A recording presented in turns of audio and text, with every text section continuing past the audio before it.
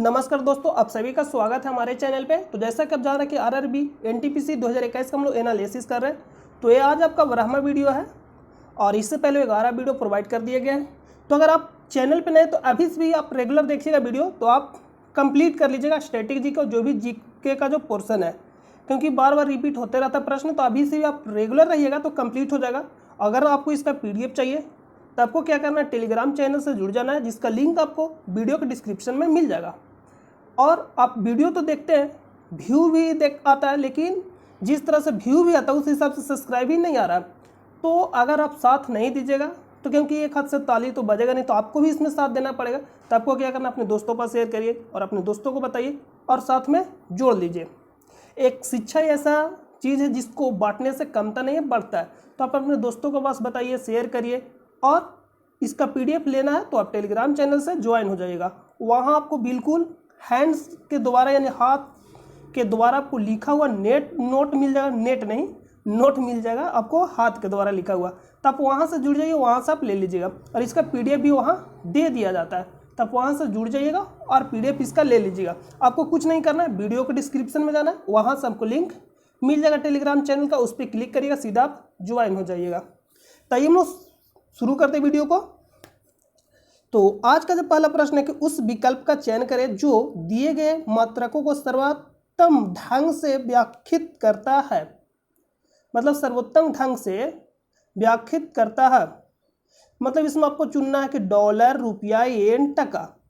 ये तो प्रश्न जो है रीजनिंग का प्रश्न है, लेकिन जीएस से रिलेटेड है, इसलिए हम लोग जीएस में इसको ऐड कर लिए।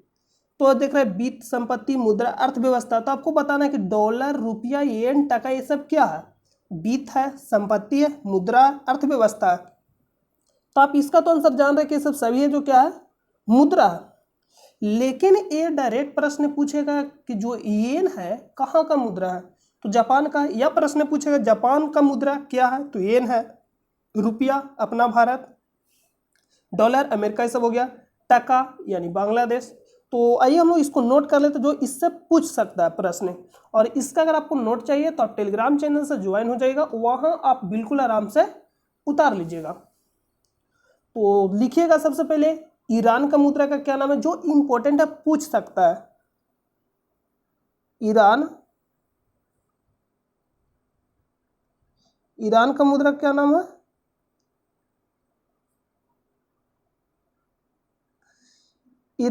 ईरान का मुद्रा का नाम है टोमान या तोमान।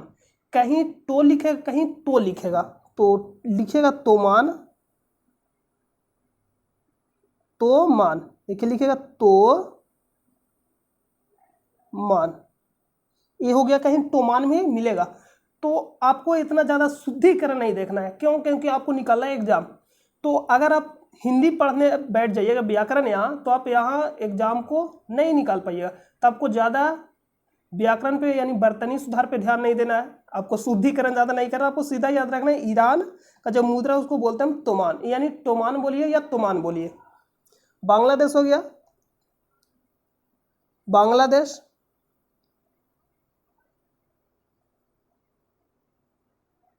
तो बांग्लादेश क्या हो जाएगा, तो बांग्लादेश देखिए एक है ढाका, एक है टका। जो ढाका है बांग्लादेश का राजधानी है और जो टका है बांग्लादेश का मुद्रा है, टका। दक्षिण अफ्रीका यानी साउथ अफ्रीका, साउथ अफ्रीका में शॉर्ट में लिख रहे एस यानी साउथ अफ्रीका।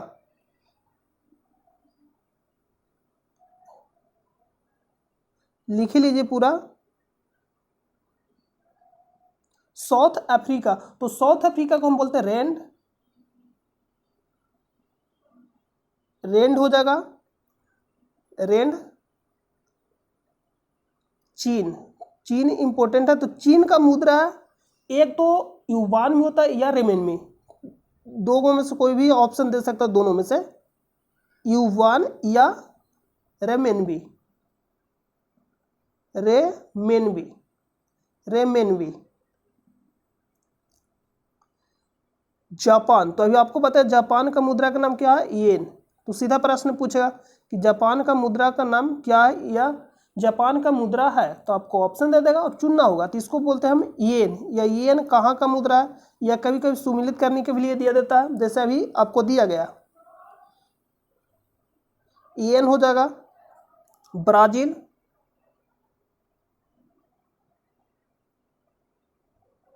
ब्राजील। तो ब्राजील का मुद्रा का नाम है रियाल, इसको हम क्या बोलते हैं, रियाल। और रूस, तो रूस का मुद्रा का नाम है रूबल। देखिए आपको टाइम नहीं देखना, बिल्कुल आराम से आपको पढ़ना है, क्योंकि टाइम अगर आप कंपटीशन की तैयारी करने चल जाइएगा अगर टाइम देखकर, तो आप तैयारी नहीं कर पाइएगा।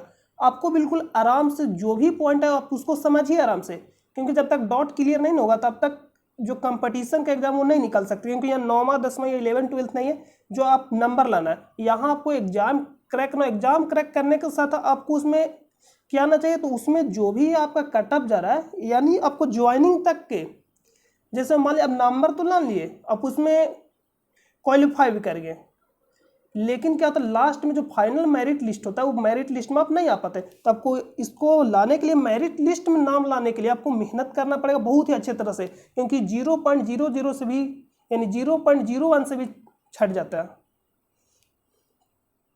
तो यहाँ क्या हो जाएगा, ईरान, ईरान का मुद्रा का नाम है तोमान या टोमान। बांग्लादेश यानी टका, ढाका आप आराम से देखिएगा, ढाका जो है बांग्लादेश का राजधानी है और टका है जो बांग्लादेश का मुद्रा है। साउथ अफ्रीका रैंड, चीन युआन या रेमेनवी, युआन या रेमेनवी, जापान येन, ब्राजील रियाल और रूस रूबल। तो इसमें क्या क्या प्रश्न पूछ सकता है, यही जो यहाँ प्रश्न पूछा इसको आप अलग भी कर सकता था, पूछ देता कि जो रुपया है भारत से संबंधित है तो येन किससे संबंधित है, यानी कहने का मतलब भारत से संबंधित है रुपया, लिख देगा कि जो रुपया किससे संबंधित है, भारत से। तो जो येन है किससे संबंधित है, तो बोलेंगे जापान से। क्यों, क्योंकि जो भारत का जो मुद्रा है रुपया है और जो येन है जापान का मुद्रा है। तो इस तरह से रिलेट करके प्रश्न पूछ सकता है। तो इसका राइट आंसर क्या हो जाएगा, ऑप्शन नंबर सी मुद्रा। इसको नोट कर लीजिएगा। अगला जो प्रश्न है, निम्नलिखित 4 सामग्रियों में से 3 किसी एक निश्चित रूप से समान है तथा एक असंगत का चयन करिए। देखिए लोहा, सोना, लोहा का तो नाम आप सुने होंगे, चांदी जिसको हम बोलते हैं Ag, Fe और सोना Au, प्राकृतिक में मुक्त अवस्था में पाए जाते हैं। तो कौन कौन पाए जाते हैं, ये डायरेक्ट प्रश्न पूछता है।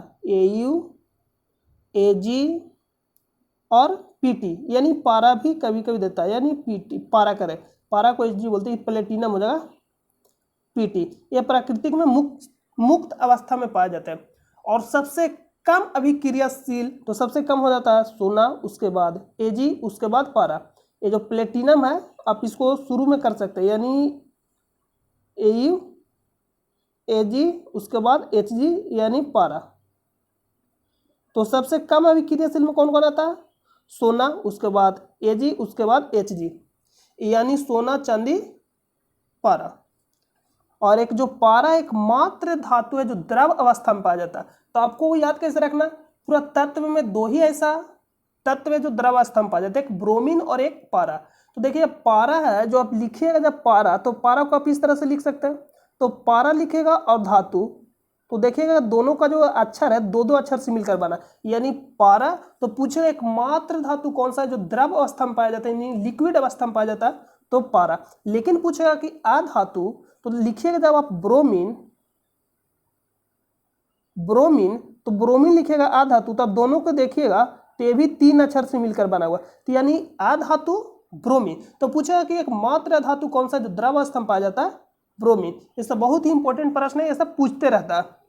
तब देखिए कि जो तीनों है क्या है, तत्व है, यानी मिश्रण है। और इस्पात है जो तत्व नहीं है, यानी इस्पात में मुख्य रूप में क्या होता है, तो Fe होता है, यानी लोहा। तो अगला प्रश्न पे चले। और शुद्ध सोना कितना कैरेट का होता है, 24 कैरेट का होता है। और कैरेट क्या बताता है सोना का, तो शुद्धता बताता है। और ये भी प्रश्न डायरेक्ट पूछा था, इस तरह से नहीं पूछा था प्रश्न कि 18 कैरेट सोना में 18 कैरेट सोना में अन्य धातुओं या तत्वों की प्रतिशत क्या है। तो 18 कैरेट अगर सोना होगा, 18 कैरेट शुद्ध सोना, तो अन्य धातु कितना होगा 6 कैरेट, क्योंकि 24 पूरा करना होता। तो इस तरह से आप निकाल सकते हैं परसेंटेज, आपको हम बताए थे वीडियो में। तो पिछला वाला वीडियो नहीं देखा तो आप जाकर शुरू से वीडियो देखिएगा तो आपको ज़्यादा फायदा करेगा, और अभी से भी रेगुलर है तो भी आपको फायदा करेगा।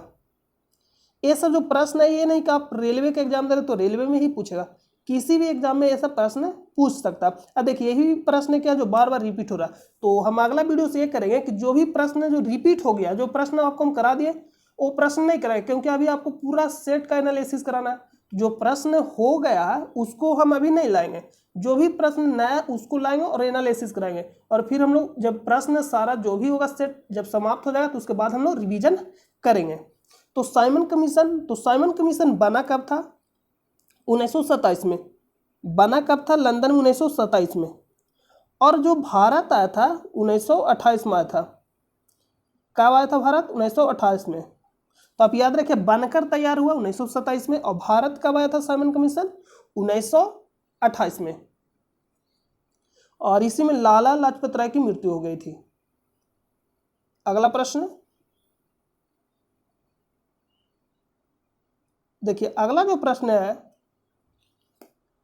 मानव शरीर में कौन सा अंग पित्त रस का उत्पादन करता है, यानी पित्त रस स्रावित होता है। तो यकृत से, लेकिन यही बोलेगा जो पित्त जो होता है, अब पित्ताशय नहीं मारेगा, ऑप्शन में पित्ताशय भी देता है। तो पित्त रस यकृत से स्रावित होता है और जाके जमा कहाँ होता है, स्टोर पित्ताशय में।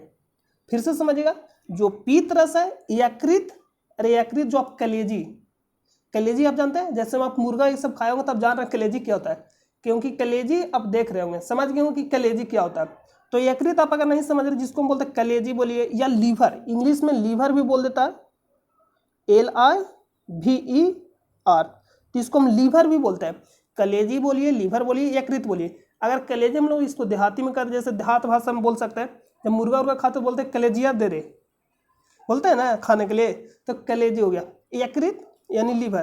तो मनुष्य यानी मानव शरीर में कौन सा अंग पित्त रस का उत्पादन करता है, यानी जहां से स्राव होता है, स्रावित होता है। जैसे में क्या होता है, पानी अब नहर देखो तो पानी किसी और रास्ते से आता है और स्टोर जाकर होता है अथी में, जैसे में बांध उंध सब गए, उसी तरह से यहाँ पूछ रहा प्रश्न कि जो पित्त रस से स्रावित होता है, यकृत यानी लीवर या कलेजी नहीं देगा ऑप्शन में, यकृत या लीवर देगा। तो यकृत से तो यह स्रावित होता है, लेकिन स्टोर कहाँ होता है, जाकर जमा कहाँ होता है, पित्ताशय में। तो अगर पित्त रस कहाँ रहता है जमा, यानी स्टोरेज कहाँ रहता है, इसका स्टोर कहाँ होता है, तो पित्ताशय में जाकर जमा होता है, और स्रावित कहाँ से होता है, यानी उत्पादन यकृत से। तो यकृत से निकलता है और पित्त रस में पित्ताशय में जाकर जमा होता है, यकृत से निकलता है और पित्ताशय में जाकर जमा होता है।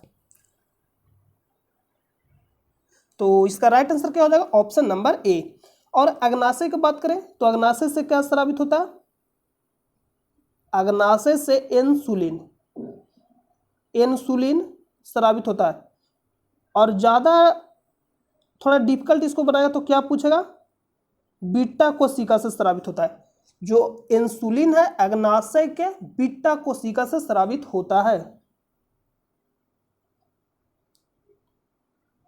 इंसुलिन अग्नाशय के बीटा कोशिका, तो यहां आप लिख लीजिएगा बीटा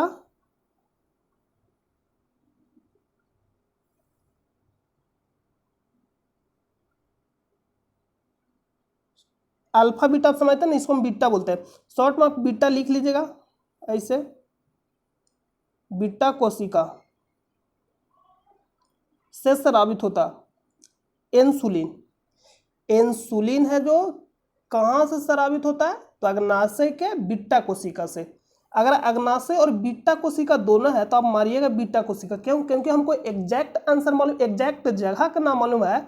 जैसे में एक होता है डिस्ट्रिक्ट, आप कोई भी लीजिएगा, कोई भी जिला, जिसमें भारत, और भारत में भी हमको कोई जगह नाम दिया जिसमें बिहार, और बिहार में भी पटना, तो जो पटना उसको हम एग्जैक्ट मारेंगे आंसर। लेकिन अगर यही पूछेगा कि जो इंसुलिन है कहां से स्रावित होता है, अग्नाशय और बीटा कोशिका दोनों है, तो मारेंगे बीटा कोशिका। क्यों? क्योंकि एग्जैक्ट जो स्रावित होता है बीटा कोशिका से, तो अग्नाशय के बीटा कोशिका से स्रावित होता है इंसुलिन। अगला प्रश्न चलते हैं। तो इसका राइट आंसर क्या हो जाएगा? Option number A. जो इस प्रश्न का राइट आंसर होगा ऑप्शन नंबर ए। अमाशय जिसको हम स्टोमच बोलते हैं। राजा रवि वर्मा एक प्रसिद्ध थे, मतलब आपको बताना कि जो राजा रवि वर्मा थे वो क्या थे? गणितज्ञ थे, चित्रकार थे, गायक थे, कवि थे। तो ये एक प्रकार के क्या थे? चित्रकार थे। अगला प्रश्न पे चलते हैं। कभी कभी ऐसा प्रश्न पूछ देता है जो नहीं पूछना चाहिए, क्योंकि आप इतना याद नहीं रख सकते। बहुत जो इंपॉर्टेंट हो वही आप याद रख सकते हैं, सारा तो नाम आप याद नहीं रख सकते कौन किससे रिलेटेड है। तो कभी कभी ऐसा पूछ देता है। अगला जो प्रश्न है कि अकबर कब सम्राट बना था? तो अकबर आपको बताना है कि सम्राट कब बना। तो ये भी थोड़ा डिफिकल्ट प्रश्न हम कह सकते हैं, लेकिन अगर आप पढ़े हुए हैं तो आप बता सकते हैं, लेकिन थोड़ा डिफिकल्ट हो सकता है। क्यों? क्योंकि एक ही सहारा दिया, 1500 में दिया, सारा जो दिया गया जितना भी दिया गया 1500 ईस्वी में दिया गया, यानी 1552, 1560, 1556, 1550। तो आपको जब तक एग्जैक्ट नहीं याद रहेगा जब तक आप नहीं मार सकते, मतलब कंफर्म नहीं याद है तो आप इसका आंसर नहीं दे सकते। तो ये जो राजा बना था कब बना था? 1556 में। अकबर किसका पुत्र था? तो हुमायूं का। जो अकबर था किसका पुत्र था? हुमायूं का। और अकबर ने कौन सा युद्ध लड़ा था? पानीपत का द्वितीय युद्ध। अकबर कौन सा युद्ध लड़ा था? पानीपत का द्वितीय युद्ध। हमें शायद आपको पिछला वीडियो या पिछला वीडियो में आपको बताए थे, ये सब आपको सारा बता दिया कि अकबर है जो कौन सा युद्ध लड़ा था। तो पानीपत का तीसरा युद्ध। और कब लड़ा था ये भी पूछता, तो इसको यहां नोट कर लीजिए। पानीपत से रिलेटेड देखिए 3 युद्ध होता है, जो इंपॉर्टेंट है हम उसको लिखा देते हैं। लिखिएगा, ऊपर में लिखिएगा पानीपत, यानी इसको मतलब समझ जाएगा कि पानीपत का युद्ध है। पहला यहां कर लीजिए, यहां दूसरा, यहां फर्स्ट। देखिए पहला हो जाएगा तो फर्स्ट, यानी हम पहला को लिख देते हैं फर्स्ट। ये जो युद्ध हुआ था 1526 में बाबर और किसके बीच हुआ था? बाबर वर्सेस इब्राहिम लोदी। बाबर और किसके बीच हुआ था? तो इब्राहिम लोदी के बीच। इब्राहिम लोदी।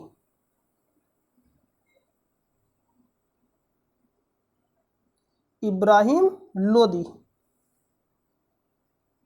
आप लिख लीजिएगा, बाबर और इब्राहिम लोदी के बीच हुआ था, जिसमें बाबर जीता और इब्राहिम लोदी हार गया था। और ये जो युद्ध हुआ था 1556 में अकबर और हेमू के बीच। अकबर और किसके बीच हुआ था? हेमू। एक कब हुआ था? 1556। छोटा डेट देखिए आपसे बहुत कम पूछता है, डेट जो है ना बहुत कम पूछता है। कभी कभी पूछ लेता है लेकिन डेट बहुत कम पूछता है, क्योंकि डेट याद रखना थोड़ा डिफिकल्ट हो जाता है, छोटा छोटा जो डेट है कभी कभी। लेकिन एग्जाम में छोटा डेट भी पूछ लेता है, तब पूछ देता है भाई, तो पूछ देता है, एग्जामिनर कुछ भी पूछ सकता है। और जो तीसरा हुआ था ये हो जाएगा 1761 में, जो पानीपत जो तीसरा हुआ था, फिल्म है शायद पानीपत, तो तीसरा युद्ध पे ही है। तो बालाजी, तो यहां आप लिख सकते हैं अहमद शाह अब्दाली और मराठों के बीच। अहमद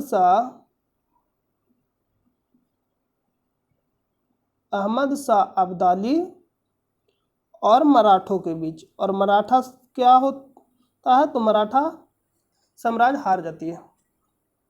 अहमद शाह अब्दाली और मराठों के बीच, यहां लिख लीजिए मराठों के बीच। तो पहला युद्ध हुआ था पानीपत का 1526 में बाबर और इब्राहिम लोदी के बीच, जिसमें बाबर जीता इब्राहिम लोदी हारा। दूसरा हुआ था 1556 में अकबर और हेमू के बीच, जिसमें अकबर जीता हेमू हारा। तीसरा युद्ध हुआ था 1761 में अहमद शाह अब्दाली और मराठों के बीच। अहमद शाह अब्दाली जीता, मराठों हारा। यानी हम आपको अरेंज फॉर्म लिखे, ऊपर वाला जितना भी है सभी क्या हुआ था? जीत गया था। जो जीता ऊपर, जो हारा जो नीचे, आपको हम इस तरह से लिख दिए। ठीक है। तो आप इतना याद रखिएगा। तो यहाँ जो प्रश्न है कि अकबर कब सम्राट बना, तो 1556 में। अगला प्रश्न पे चले। मजा आ रहा है ना? तो मजा नहीं आ रहा तो आप कमेंट बॉक्स में बताइएगा जरूर कि कैसा लगा वीडियो, क्योंकि आप लोग कमेंट ही सब नहीं करते। कमेंट करना चाहिए आप लोग के कि मजा आ रहा है सर। तो आप लोग कमेंट करके बताइए कि कैसा लग रहा है वीडियो, आपको दिया जा रहा है जो प्रोवाइड। इसमें और जो भी प्रॉब्लम हो तो बताइए, तो ना हम इसमें ऐड करेंगे कि आपको और भी कंटेंट दिया जाना चाहिए। तो जो भी प्रॉब्लम होता है आप कमेंट करके बताइए, हम डेली जो भी रहता है कमेंट उसको हम पढ़ते हैं, यानी डेली रीड करते हैं। तो प्रथम पंचवर्षीय योजना का मुख्य उद्देश्य, मतलब मुख्य ध्यान डॉट पर था, यानी मुख्य उद्देश्य क्या था। तो जो प्रथम पंचवर्षीय योजना था, सबसे पहले ये शुरू कब हुआ था, तो शुरू हुआ था 1951। 1951 में शुरू हुआ था। और पंचवर्षीय कहने का मतलब 5 वर्षों का योजना था, यानी 5 वर्ष। तो 1951 से जब 5 वर्ष जोड़िएगा, इसमें ऐड करिएगा, तो 1951 से लेकर 56 तक, यानी जो पहला पंचवर्षीय योजना था 1951 से लेकर 56 तक चला, फर्स्ट वाला। अगर सेकेंड निकालना है तो इसमें कुछ नहीं करना, 1956 में 5 वर्ष ऐड कर देना है, तो कितना आ जाएगा 1961। और उसी तरह से तीसरा पंचवर्षीय योजना निकाला तो 1961 में 1900 क्या करना है, 61 में 5 वर्ष ऐड करना है तो 1966 आएगा। और 1966 से 3 वर्षों के लिए योजना क्या रहती है, अवकाश रहती है, यानी 1966 से लेकर 69 तक।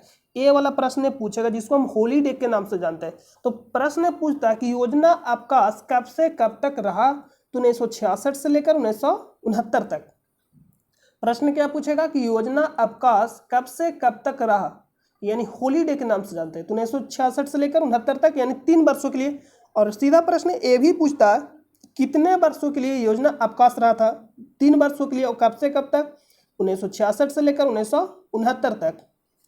और कब शुरू हुआ था, 1951 में, और कब तक चला, यानी 5 वर्षों के लिए योजना आता था, 1951 से लेकर 1956 तक। इस तरह से आपको जोड़ते जाना है। तो इसका जो राइट आंसर हो जाएगा ऑप्शन नंबर ए, कृषि क्षेत्र। मुख्य ध्यान किस पे था, तो कृषि क्षेत्र पे।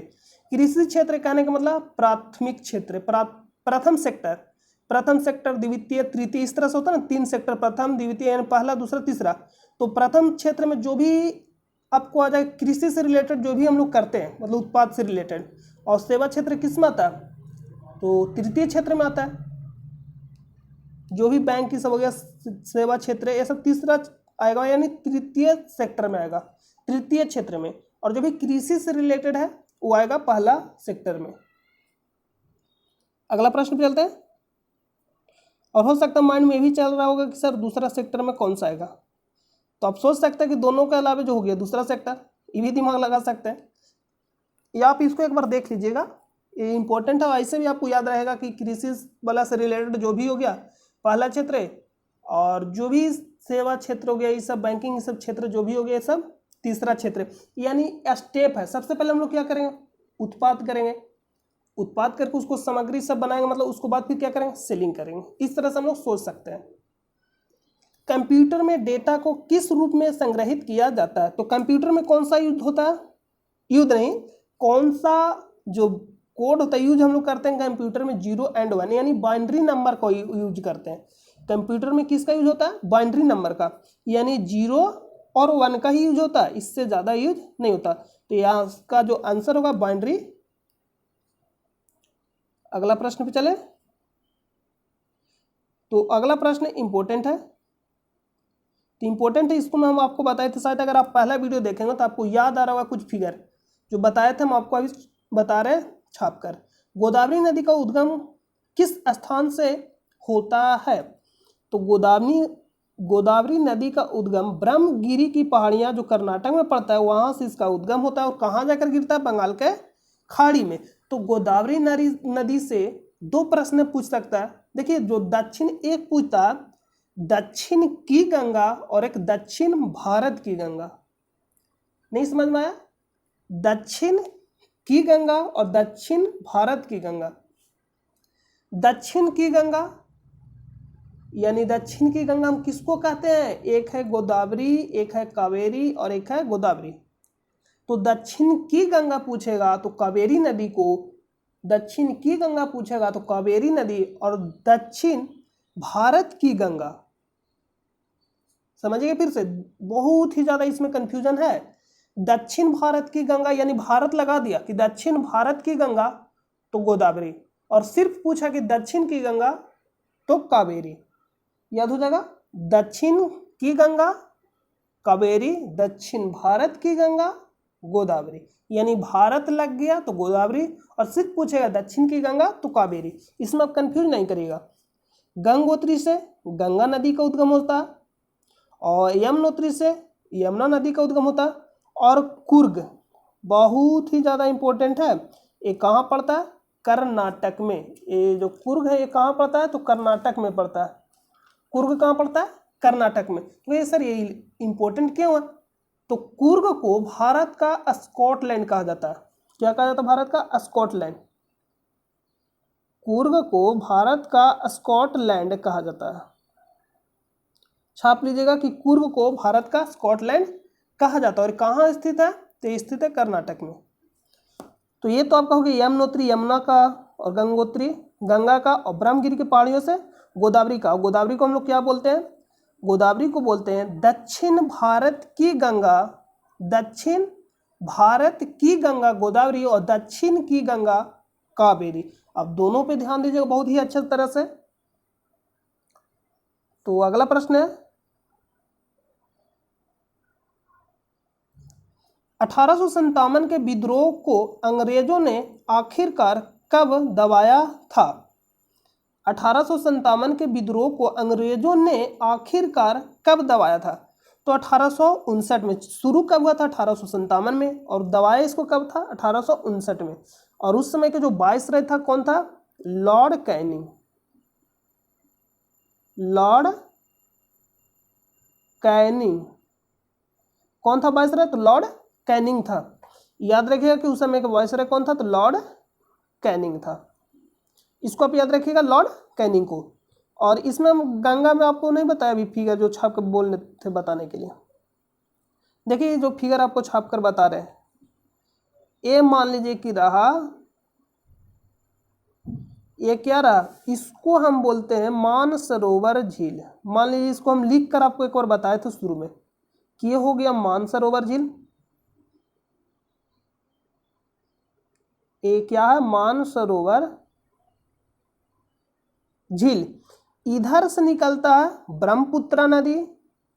निकलता नहीं, निकलती है, क्योंकि गंगा जो जो नदी इस समय स्त्रीलिंग है। इधर से निकलती कौन सा? ब्रह्मपुत्र नदी। और इधर से बताइए सिंधु नदी। याद देखिए, इस साइड से सिंधु नदी, इस साइड से ब्रह्मपुत्र नदी, और इस साइड से कौन सा नदी निकलता है? जो यहाँ पे कौन सा झील है? राक्षस ताल। ये ना झील है, राक्षस ताल झील है। और यहाँ से कौन सा नदी निकलता है? तो सतलज नदी। नीचे से सतलज नदी निकलता है। ये हम आपको ऐसा बताए थे जिससे इमेज के द्वारा आपका जो माइंड में छप जाए, क्योंकि माइंड जो काम करता है फिगर को बहुत देर तक याद रखता है माइंड। तो इसलिए आपको ऐसा बताया तो माइंड में छप जाए। अच्छा, मानसरोवर झील, इधर से निकलेगा ब्रह्मपुत्र नदी, इधर से हो जाएगा सिंधु नदी, और नीचे से हो जाएगा सतलज नदी। और कौन सा झील था? राक्षस ताल झील। और इसी में मानसरोवर झील का ही हिस्सा है। तो इसको आप याद रखिए। अगला प्रश्न है, जो अगला प्रश्न भी आपको बता दिए। अगला प्रश्न का राइट आंसर क्या होगा? Option number A, 1859। और कब 1857 क्रांति के समय कौन था? Lord Canning. और इससे रिलेटेड शायद आपको हम बताया था। देखिए इसमें होगा 1 मिनट। हाँ देखिए, ये जो है, देखिए विद्रोह के नेता, ये इंपॉर्टेंट है जो पूछेगा आपसे। तो इसको आप स्क्रीनशॉट ले लीजिएगा और नोट कर लीजिएगा। तो विद्रोह के नेता लिख रहे, विद्रोह के केंद्र एवं नेता। विद्रोह के केंद्र एवं नेता। तो पूछता सीधा प्रश्न है कि दिल्ली से कौन था? तो जनरल बख्त खां। दिल्ली से कौन था? जनरल बख्त खां। कानपुर से नाना साहब। लखनऊ से बेगम हजरत महल। मतलब पूछेगा कि दिल्ली से नेतृत्व कौन कर रहा था? तो बताएंगे जनरल बख्त खां। कानपुर से नाना साहब। तो इंपॉर्टेंट है नाना साहब, इसको पर स्टार लगा लीजिए। लखनऊ बेगम हजरत महल, बेगम हजरत महल बरेली, खान बहादुर। अगला देखिए बिहार कुंवर सिंह, ये तो आप जान ही रहे होंगे, बिहार कुंवर सिंह।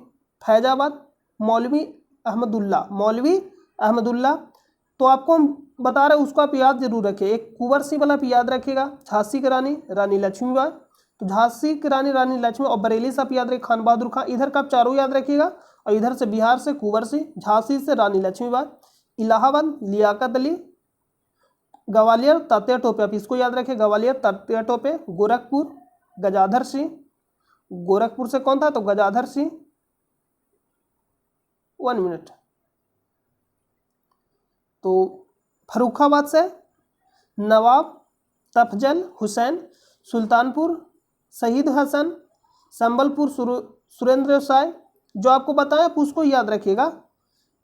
हरियाणा राव तुल्ला राम, आपको इतना ज़्यादा याद नहीं रखना। मेरठ, ये भी नहीं याद रखना आपको। मेरठ से कौन था आप एक बार देख लीजिए, कदम सिंह। सागर शेख रामाजान, गढ़मंडला शंकर शाह एवं राजा ठाकुर प्रसाद, रायपुर नारायण सिंह, मंदसौर शाहजादा हुमायूं, फिरोज शाह। तो ये आप याद रख सकते हैं नीचे वाला। और आपको जो ऊपर बताए, ऊपर में कौन कौन बताया कि आपको याद जो रखना है, तात्या टोपे। तात्या टोपे कहाँ से था, नेतृत्व कहाँ से कर रहे थे, ग्वालियर। झांसी की रानी झांसी से, यानी रानी लक्ष्मीबाई झांसी से। वीर कुंवर सिंह आप याद रखिएगा, कुंवर सिंह बिहार से। फैजाबाद ये भी आप याद रखिए एक, और एक यहाँ, ये चारों आप याद रखिएगा। कि दिल्ली पूछेगा तो जनरल बख्त खां, कानपुर नाना साहब, लखनऊ बेगम हजरत महल, बरेली खान बहादुर। इतना हो गया। और इसमें और भी कुछ पॉइंट है जो इम्पोर्टेंट है। असफलता के कारण कभी कभी पूछ लेता है, तो आपको एक बार अगर आप देख लीजिएगा ना, तो माइंड में क्या होता है कि एक बार आप पढ़ लीजिएगा तो माइंड में क्या होगा, जब भी आप ऑप्शन देखिए तो ऑप्शन आप लगा दीजिएगा। तो असफलता के कारण क्या था, सीमित क्षेत्र एवं सीमित जनाधार, भारतीय रजवाड़े एवं कुछ अन्य वर्गों का अंग्रेजों को महत्वपूर्ण सहयोग, यानी अंग्रेजों को साथ दिए। इसके कारण से क्या हो, ये जो आंदोलन था असफल रहा। अंग्रेजों की तुलना में विद्रोहियों के अत्यल्प संसाधन, अत्यल्प कहने का मतलब कम संसाधन था अंग्रेजों की तुलना में।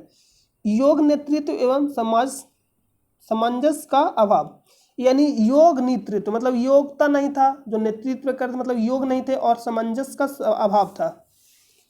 एकीकृत विचारधारा एवं राजनीतिक चेतना की कमी, मतलब एक रूप से कहीं भी जैसे में आंदोलन हुआ तो एक बार आंदोलन होता, मतलब जो आंदोलन जैसे में एक मान लीजिए कि जो जगह जैसे में दिल्ली हो गया, बिहार हुए, कहीं भी जो भी जगह है, तो एक बार आंदोलन शुरू होता है। तो आंदोलन एक बार शुरू होता तो जो अंग्रेज जो होता क्या होता, बिखर जाता।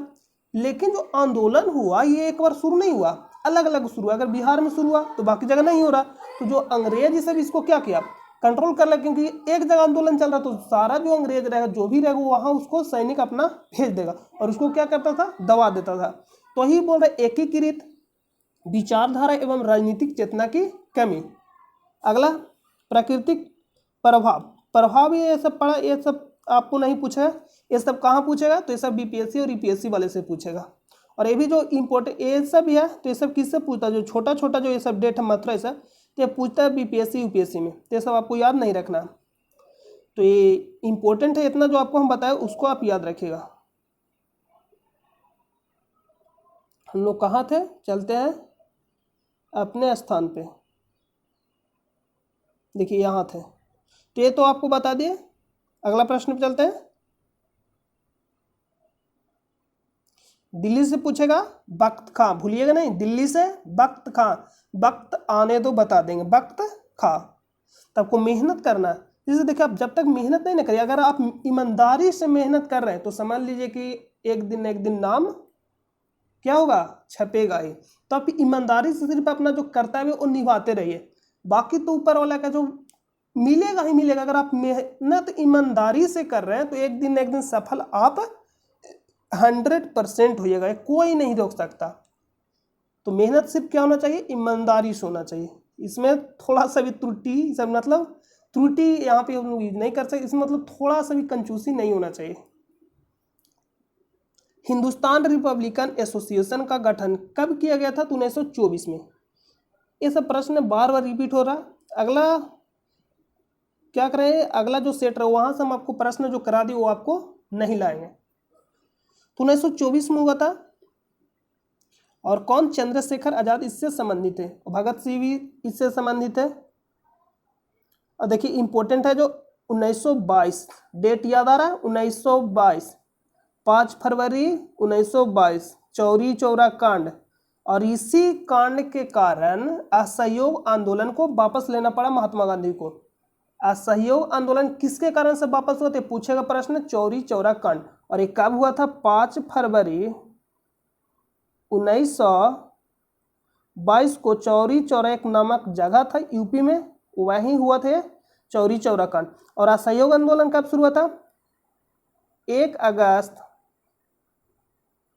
1920 को। और कब तक चला पूछेगा? तो वही 22 तक चला, 1920 से 1922 तक। और 1922 में वापस ले लिया, क्यों? क्योंकि यह चौरी चौरा जो कांड हुआ था इसी कारण से महात्मा गांधी ने असहयोग आंदोलन को वापस ले लिया। अगला प्रश्न पे चलते हैं। और जो काकोरी कांड हुआ था वो 1925 में हुआ था। मानव शरीर की पीएच रेंज कितनी होती है? तो मानव शरीर का जो पीएच जो रेंज होता है कहां से कहां तक होता है? तो 7 से लेकर 7.35 से लेकर 7.45 तक, यानी ऑप्शन नंबर डी। इसका राइट आंसर क्या? Option number D. कहां से कहां तक होता है? तो आप याद रखिएगा 7.35, 7.3 से 7.4, इतना भी आप याद रखिएगा तो काम हो जाएगा, यानी काम हो जाना। और रक्त का पीएच मान कितना होता है? 7.4। और कैसा होता है? क्षारीय अम्लीय, ये पूछता है। ये नहीं पूछेगा क्या पीएच मान बताइए, आप पूछेगा कि जो रक्त है कैसा, क्षारीय अम्लीय है उदासीन है। तो 7.4 कहने का मतलब क्या है? क्षारीय। तो सब आपको अम्ल क्षार के बारे में बहुत ही डिटेल से आपको मालूम है कि अगर आप प्ले लिस्ट देखिएगा तो साइंस आपको बहुत ज़्यादा पढ़ाएगा। जो इम्पोर्टेंट जो टॉपिक था जिससे ज़्यादा प्रश्न पूछ रहा था वो सब आपको पढ़ा दिया गया। तो वहाँ सब जाकर भी देख सकते हैं, धातु अधातु अम्ल क्षारीय सब पढ़ा दिया गया। तो जो रक्त है क्या है? तो क्षारीय है। क्षारीय क्यों? क्योंकि इसका जो मान होता है 7.4 होता है, यानी पीएच वैल्यू कितना होता है? 7.4।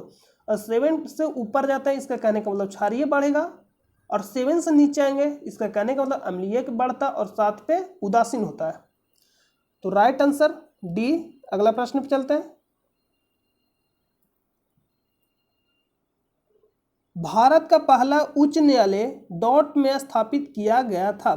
तो ये कहाँ स्थापित किया गया था? कोलकाता में। और उस समय के गवर्नर जनरल कौन थे? Warren Hasting. मतलब वारेन हेस्टिंग के द्वारा इसको किया गया था। 1773 के रेगुलेटिंग एक्ट के द्वारा ये सब किया गया था, जितना भी आपका जो उच्च न्यायालय सब स्थापना। तो प्रथम उच्च न्यायालय यानी कोलकाता में, ऑप्शन नंबर ए।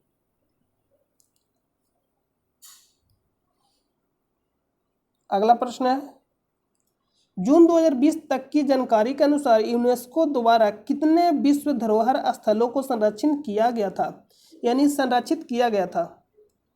तो कितने धरोहर स्थल को किया गया था? 1121, ऑप्शन नंबर बी। और यूनेस्को के बारे में आपको जितना भी मुख्यालय था ये सब आपको पूछे, जैसे WHO हो गया, यूनेस्को हो गया, तो ये सब का मुख्यालय आपसे पूछेगा जरूर। तो ये सब का मुख्यालय आपको याद रखना बहुत जरूरी है। अगर पूछेगा यूनेस्को तो यूनेस्को का मुख्यालय कहाँ है? पेरिस, फ्रांस में।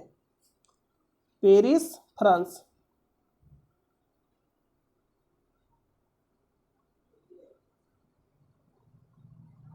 पेरिस, फ्रांस में इसका मुख्यालय।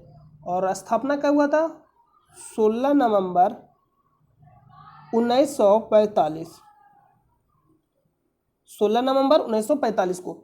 और इसका जो फुल फॉर्म होता है, फुल फॉर्म ही पूछेगा, द यूनाइटेड नेशन। तो यूएन का मतलब तो आप समझ ही रहे, the United Nation education, scientific and cultural organisation, इसका फुल फॉर्म होता है। और WHO यानी वर्ल्ड हेल्थ ऑर्गेनाइजेशन का स्थापना कब हुआ था? 7 अप्रैल 1948 को। इसका भी मुख्यालय जिनेवा, स्विट्जरलैंड है। WHO का मुख्यालय कहाँ है? जिनेवा, स्विट्जरलैंड में।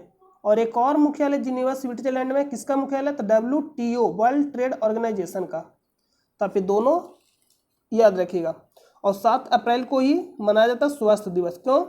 क्योंकि 7 अप्रैल 1945 को WHO का स्थापना हुआ था।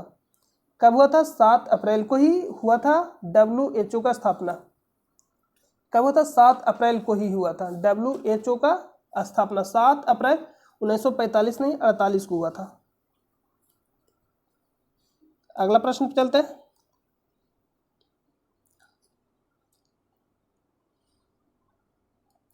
सात अप्रैल 1948 याद रखें उसको, WHO को।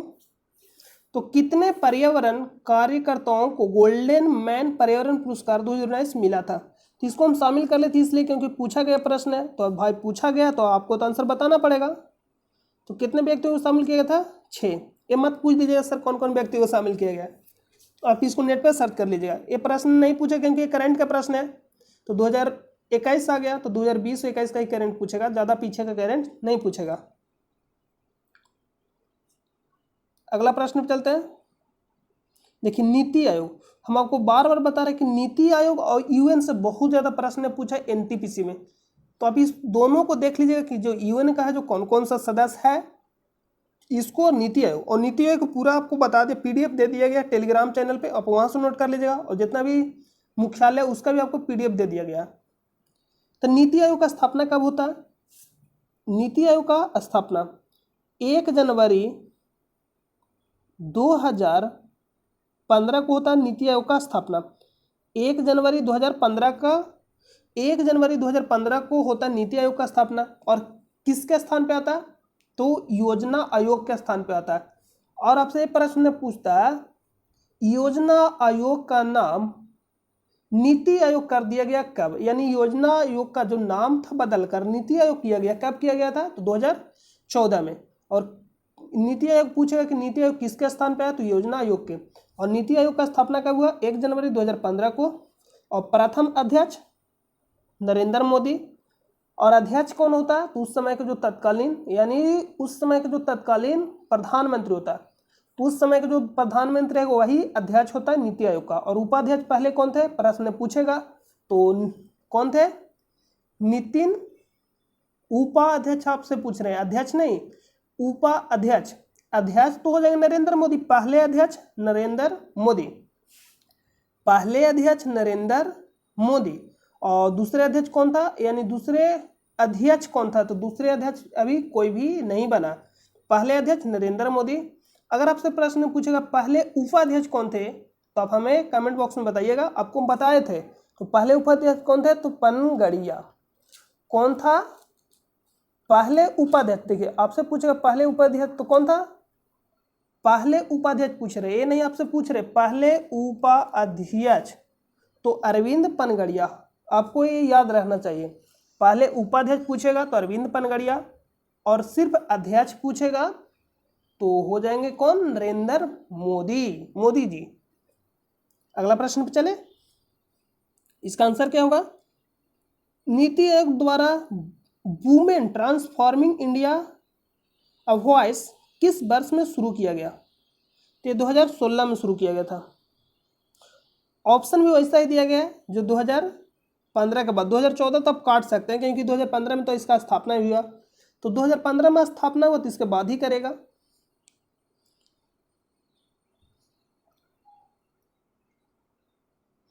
अगला कि धातुओं के पतली तार के रूप में ढलने की विशेषता क्या? तो देखिए तार के रूप में अगर तान रहे हैं तो उसको हम बोलते हैं तन्यता। लेकिन चादर बना रहा है, चादर जैसे धातुओं को चादर बनता है, जो चादर फैलता है, तार बनाते हैं तान कर, और जो चादर बनता है फैलेगा। तो चादर जो बनता है उसको बोलते हैं आघात वर्धनीयता का गुण के कारण बनता है। धातुओं को हम चादर बनाते हैं, इस विशेषता को क्या कहते हैं? तो आघात वर्धनीयता। आघात वर्धनीयता, वही तान कर तार बना देंगे तो क्या कहलाएगा? तन्यता। Option number A. ये सब बहुत ही अच्छे तरह से आपको पढ़ा गया, क्योंकि साइंस ही आपको देख रहे हैं कि आप चैप्टर बहुत ज़्यादा कंप्लीट करा दिया साइंस। आपको प्ले लिस्ट में जाइए, आप वहाँ से आराम से वीडियो देख लीजिएगा। URL ते पिछले वाले वीडियो में भी बताए थे कि URL का फुल फॉर्म क्या होता है। URL यानी uniform resource locator. Option number C, uniform resource locator. URL, जैसे कोई भी URL हैशटैग डालकर और फिर डालते www, मतलब जो भी सर्च करना रहता है वही आपका क्या होगा, URL कोड।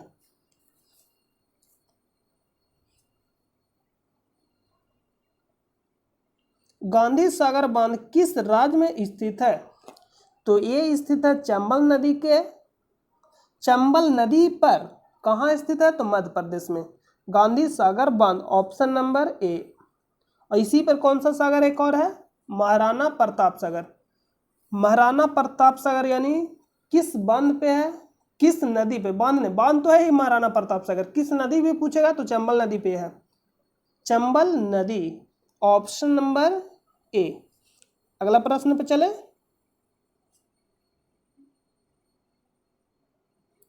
भारतीय संविधान में पहला संशोधन कब किया गया? तो 1951 में किया गया था। और किसको जोड़ा गया था? तो जो अनुसूची था, कौन सा जोड़ा गया था? अनुसूची, 9वां अनुसूची को जोड़ा गया था। और ये किससे संबंधित था? ये जो संबंधित था किससे संबंधित था? तो दल बदल। देखिए, भारतीय संविधान में पहला संशोधन कब हुआ था? 1951 में। पहला जो संशोधन हुआ था कब हुआ था? 1951 में पहला संशोधन। इसको आप याद रखिएगा, भारतीय संविधान में पहला संशोधन कब हुआ था? 1951 में। अगला प्रश्न पे चले।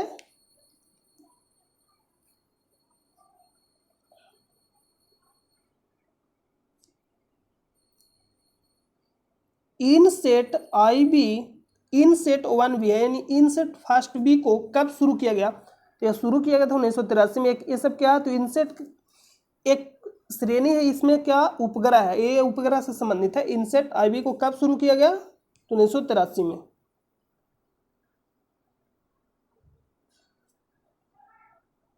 देखिए, पोखरण के आप बोलिएगा कि इसके बारे में नहीं बताया सर, इसके बारे में आपको 3-4 बार बताया गया कि पोखरण परमाणु परीक्षण सेकेंड का कोड नाम है।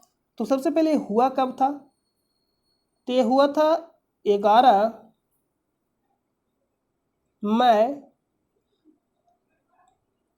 मई भी देता है और कहीं 13 मई भी देता है। इसको लिखिए 13 मई 1998 को। और इससे कौन संबंधित था? ऑपरेशन शक्ति। ऑपरेशन शक्ति ये पूछ लेगा कि फर्स्ट पोखरण परमाणु परीक्षण फर्स्ट कब हुआ था? तो ये 18 मई 1974। और इससे कौन संबंधित था? तो स्माइलिंग बुद्धा। इसका जो कोड क्या था? स्माइलिंग बुद्धा। फर्स्ट पूछेगा तो स्माइलिंग बुद्धा, सेकंड पूछेगा तो ऑपरेशन शक्ति 98, यानी ऑपरेशन शक्ति, ऑप्शन नंबर सी। दोनों को आप याद रखिएगा।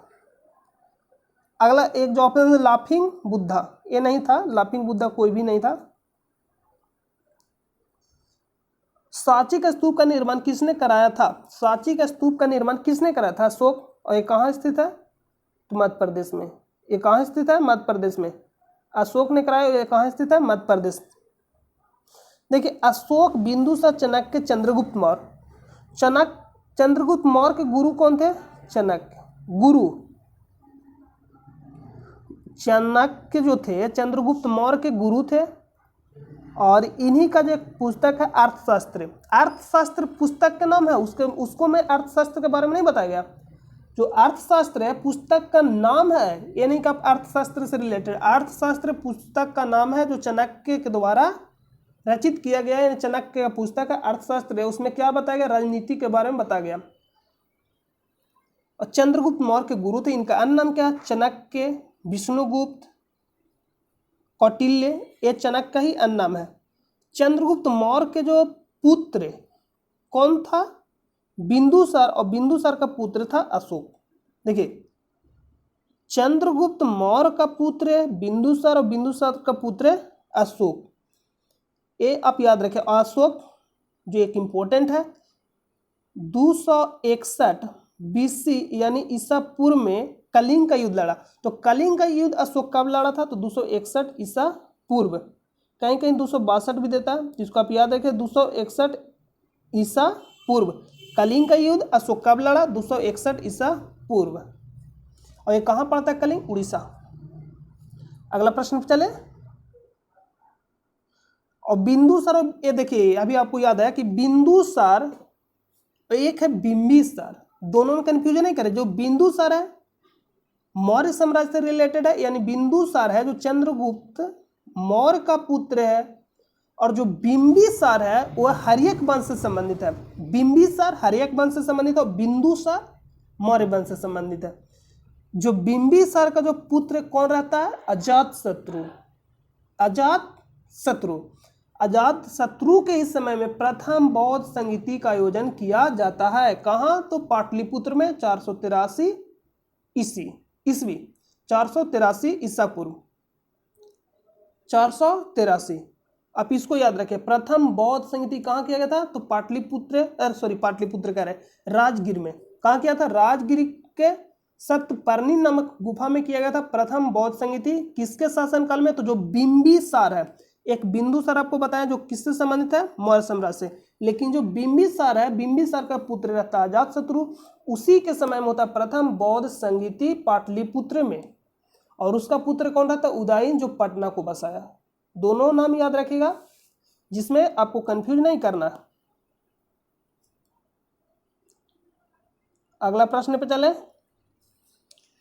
किस उद्योग में कच्चे माल के रूप में चूने के पत्थर का उपयोग किया जाता है? तो सीमेंट में उपयोग किया जाता है चूने। Option number A. अगला प्रश्न पे चले। अगला प्रश्न है, प्रसिद्ध हिंदी उपन्यास तमस किसने लिखा? तो ये कौन लिखा था? भीष्म साहनी। नाम क्या है? भीष्म साहनी। अगला प्रश्न है, भारत में पहला नाभिकीय विद्युत संयंत्र कहाँ स्थापित किया गया? तारापुर। ये कहाँ स्थित है? तारापुर। और तारापुर कहाँ पड़ता है? महाराष्ट्र में। तारापुर महाराष्ट्र में। देखिए कैगा पूछेगा, कर्नाटक। काकरापार है गुजरात। ये सब लिख लीजिएगा। कल्पक्कम तमिलनाडु।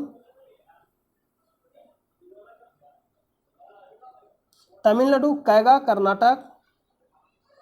कैगा कहाँ स्थित है? ये सब लिखा दिया गया। कर्नाटक।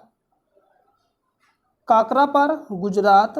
नरौरा उत्तर प्रदेश। ये सब प्रश्न पूछेगा। अगला प्रश्न पे चले। सरदार सरोवर बांध किस नदी पर बना हुआ है? तो ये नर्मदा नदी पे स्थित है। नर्मदा नदी गुजरात में। कहाँ स्थित है? नर्मदा नदी पे स्थित है। नर्मदा नदी पे। गंगा गंगोत्री से, और यमुना यमुनोत्री से, ब्रह्मपुत्र मानसरोवर से। अगला प्रश्न पे चले। और नर्मदा नदी पे ही statue of unity, Sardar Vallabh Patel की प्रतिमा, स्टैचू ऑफ यूनिटी नर्मदा नदी के साधु बेट द्वीप पे स्थित है। और टोटल लंबाई कितना उसका? 182 मीटर। और विश्व का सबसे ऊंची प्रतिमा। अगला प्रश्न पे चले। और जिला भी कभी कभी पूछ लेता, तो गुजरात के केवड़िया में। तो भारत का सबसे बड़ा बॉक्साइट उत्पादक राज्य है। तो बॉक्साइट, एक बॉक्सिंग लगाएंगे तो उड़ जाएगा। एक बॉक्सिंग लगाएंगे तो क्या हो जाएगा? उड़ जाएगा, यानी उड़ीसा। Option number B. किसी को अगर बॉक्सिंग यानी मारेगा फाइट तो क्या हो जाएगा? उड़ जाएगा। तो क्या हो जाएगा? Orissa. Option number B, bauxite से उड़ीसा। बॉक्सिंग में देखते हैं मारता है तो उड़ जाता है, तो यानी उड़ीसा। विश्व विकास रिपोर्ट के अनुसार 2016 तक की प्रति वर्ष इतना डॉलर या इससे अधिक, देखिए इतना डॉलर मतलब आप पढ़ लीजिएगा, इससे अधिक प्रति व्यक्ति आय वाले देशों को क्या कहा जाता है? यानी इससे प्रति व्यक्ति आय वाले देशों को क्या कहा जाता है? तो इसको कहा जाता है अमीर देश। ये हम नहीं, ये कौन कर रहा है? विश्व विकास रिपोर्ट के अनुसार।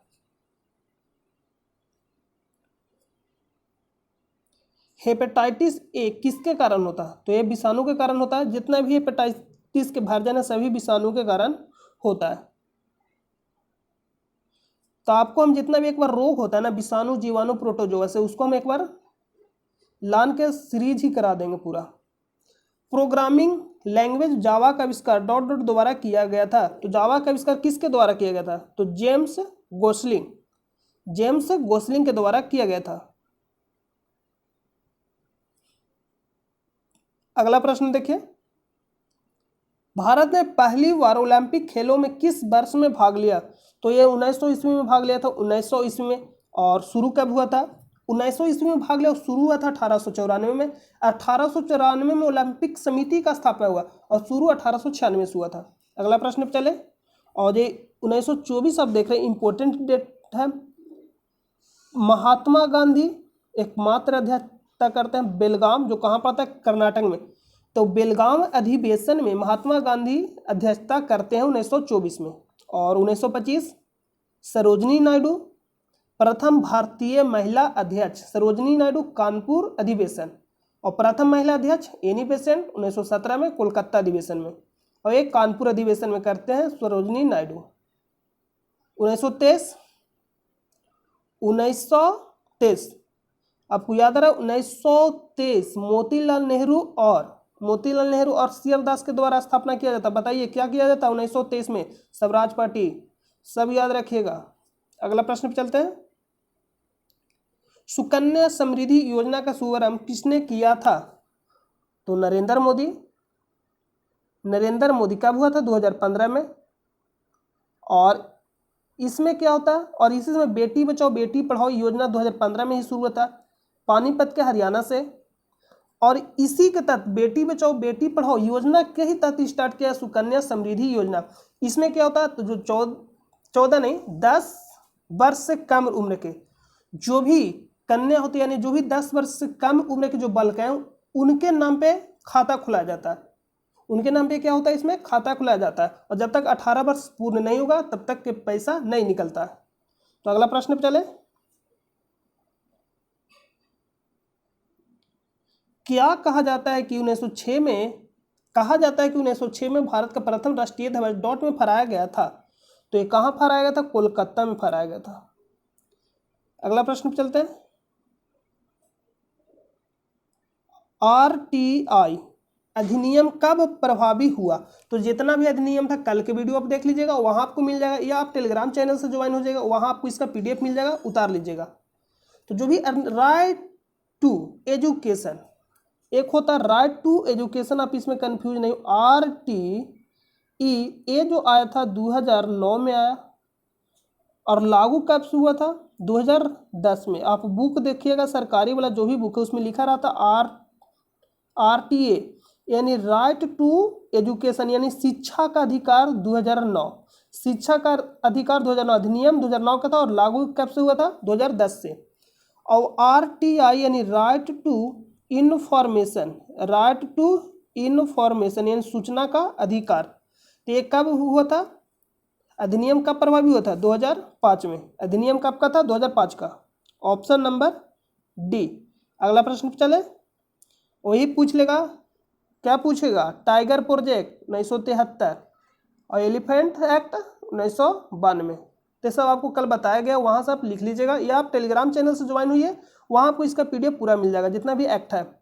संयुक्त राष्ट्र परिषद में कितने अस्थायी सदस्य होते हैं? तो देखिए संयुक्त राष्ट्र परिषद में तो एक होता है अस्थायी सदस्य, एक होता है अस्थायी सदस्य। तो अस्थायी जो सदस्य होता है, अस्थायी एक होता है अस्थायी, एक क्या होता है? अस्थायी। तो जो अस्थायी होता है कितना होता है? 5, अस्थायी 10। और इसमें कौन कौन है आपको कल बताए थे, इसी के पास होता है वीटो पावर। और जो अस्थायी सदस्य होता है 10 होता है, टोटल पूछेगा तो 15। और इसका जो कार्यकाल रहता है 2 वर्षों के लिए रहता है अस्थायी सदस्य का। एक कल प्रश्न पूछा था कितने वर्षों का कार्यकाल रहता है, वो आज पूछा कि कितना सदस्य होते हैं, तो ऑप्शन नंबर डी 10। अगला प्रश्न पे चले।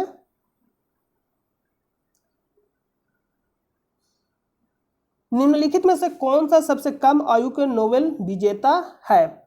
तो आपको बताया था मलाला यूसुफजई कहाँ के है? तो पाकिस्तान के, पाकिस्तान। और कब मिला? 2014 में, जब अमर्त्य सेन को मिला था नोबेल पुरस्कार। और कितने वर्ष की थी? 17 वर्ष की बालिका, 17 वर्ष के, और शांति के क्षेत्र में मिला। तो इसका राइट आंसर हो जाएगा ऑप्शन नंबर 3। देखिए यहाँ कुछ इंपॉर्टेंट है जो आप उसको देख लीजिए। रविंद्रनाथ टैगोर को प्रथम भारतीय और प्रथम एशियाई भी थे, आप इसको ध्यान दीजिएगा। प्रथम भारतीय पूछे या प्रथम एशियाई व्यक्ति कौन थे? रविंद्रनाथ टैगोर 1913 मिला था नोबेल प्राइज, किस में मिला था? तो साहित्य के क्षेत्र में।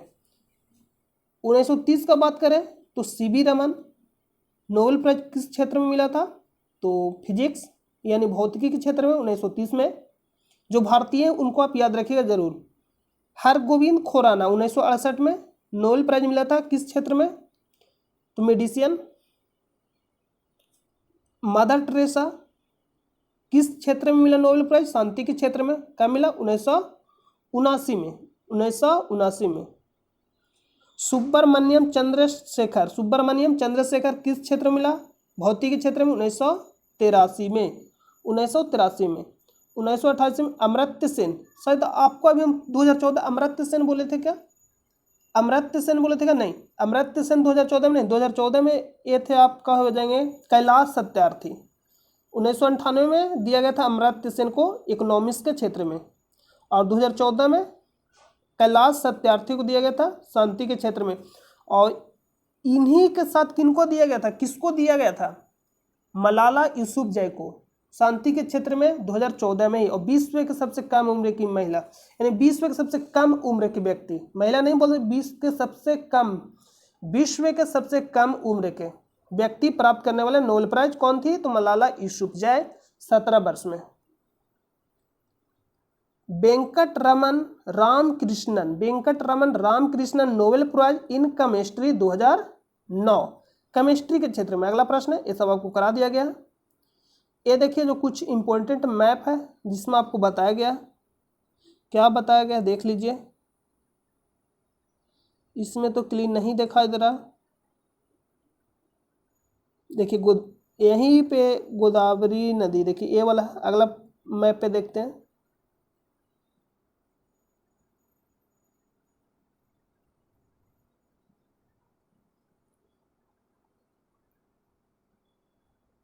देखिए चंबल नदी है, चंबल नदी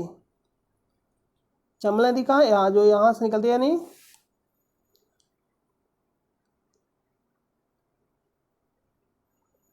गोदावरी नदी। देखिए ये है, ये आपका गोदावरी नदी, और यहाँ बंगाल के खाड़ी मानकर गिर जाती है। तो ये आप याद रखिएगा जो इम्पोर्टेंट है।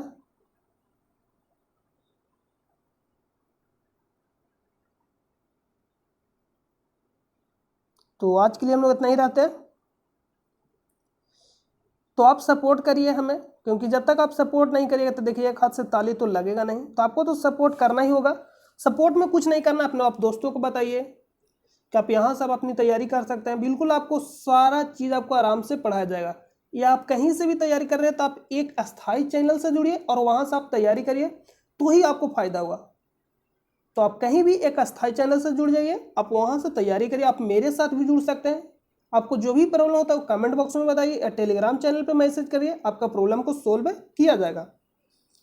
और अपने दोस्तों को बताइए, क्योंकि जो शिक्षा है ना, बांटने से क्या होता है, बढ़ता घटता नहीं है। तो आप ऐसा नहीं सोचिए कि बता देंगे तो हम क्या हो जाएंगे, बता देंगे तो मतलब क्या होता है, लगता नहीं कि बता देंगे तो भी सीख जाएगा। तो आप बताइए, शिक्षा बांटने से बढ़ता है। तो आप बताइए अपने दोस्तों को, जो भी आपके रिलेटेड है, मतलब जो भी आपके रिलेटिव लोग हैं यानी रिश्तेदार लोग, उनको बताइए कि इस चैनल से आप अपनी तैयारी कर सकते हैं। और चैनल पे आप व्यू तो आता है, यानी देखते हैं वीडियो को, लेकिन चैनल को सब्सक्राइब नहीं करते। आप चैनल को सब्सक्राइब भी करिए और अपने दोस्तों पास भी शेयर करिए। तो हम लोग मिलते हैं नेक्स्ट वीडियो में ऐसे वीडियो के साथ। जब तक के लिए अपना ख्याल रखिए। जय हिंद, जय भारत।